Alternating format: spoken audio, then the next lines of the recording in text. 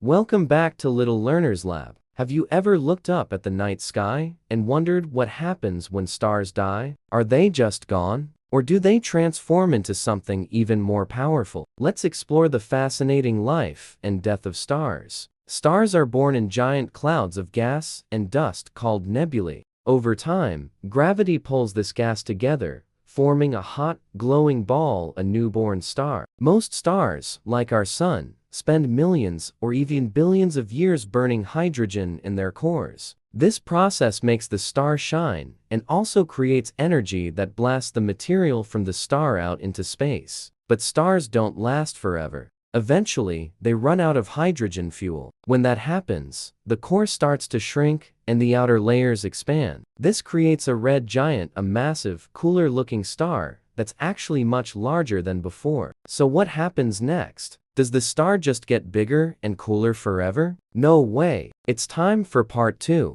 When a star runs out of hydrogen, its life really depends on how big it was to begin with. Small to medium stars, like our sun, will shed their outer layers as they run out of hydrogen fuel. These layers form beautiful planetary nebulae, glowing clouds of gas that can extend for light years. What's left behind is a glowing core called a white dwarf. White dwarfs are super dense. They're about the size of Earth, but can weigh as much as the sun. And because they have no fuel left, they're pretty boring. They slowly cool down and fade away over billions of years. Massive stars, on the other hand, go out with a bang. Literally, when these huge stars run out of fuel, they explode in a massive supernova. This is one of the most powerful events in the universe, outshining galaxies and creating an expanding cloud of gas and dust. Some of this material will form new stars and planets, while the rest will drift out into the universe. After the star explodes,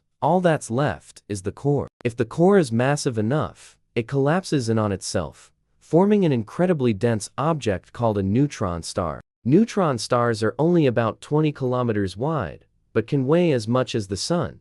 They're so dense that gravity on their surface is thousands, even millions times stronger than Earth's gravity. If the core is even more massive, it will collapse beyond a neutron star, collapsing into a black hole, a place where not even light can escape. So there you have it, little learners. The death of a star isn't the end. It's a cosmic transformation. Stars live some of the most epic lives in the universe, from beautiful nebulae to mind-bending black holes.